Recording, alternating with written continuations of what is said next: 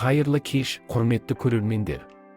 Бүгін біз Аграрлық несие корпорациясының жастарға шағын несие беру бағдарламасы туралы айтатын боламыз. Мен сіздердің сұрақтарыңызға жауап беруге дайынмын. Сондықтан бастайық. Несие беру шарттары өте тиімді. Біз 5000 теңгеге дейінгі суммаларды өте төмен 2-5 жылдық сыйақпен береміз. Несие мерзімі бизнес бағытына байланысты. Жануарларды дамыту үшін 7 жылға дейін, басқа бизнестің бағытына 5 жылға дейін. Жастарға шағын несие беру бағдарламасы бүкіл Қазақстан бойынша жүзеге асырылуда. Несие шарттарына қатысты қалалар арасында ешқандай айырмашылық жоқ. Өтінім беру үшін сізге кірістеріңізді растайтын жеке куәлік, бизнес жоспар, банктің салығы туралы анықтамалар және басқа қажетті құжаттар қажет.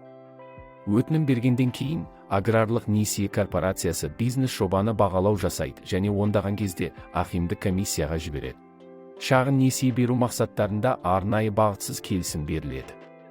Тек жер құжаттарын, бағалы қағаздарды, темекі немесе алкоголь өнімдерін сатып алу, жылжымайтын үйді тіркеу немесе өндіру, ойын бизнесін ұйымдастыру және дамыту, кредиторлық берешекті төлеме көшіру мақсаттарына несие берілмейді. Шағын несие мерзімінің 1/3 бөлігіне дейінгі уақыт негізгі борыш пен сыйақыны өтеудің жеңілдік кезеңі ретінде беріледі. Сіз осы мемлекеттік бағдарлама аясында өтінім бере аласыз. Басқа бағдарламалар бойынша алған несиеңіз қосымша өтінім беруге кедергі болмайды. Яғни шеуіктеу жоқ. Қызықты сұрақтарыңыз үшін көп рахмет.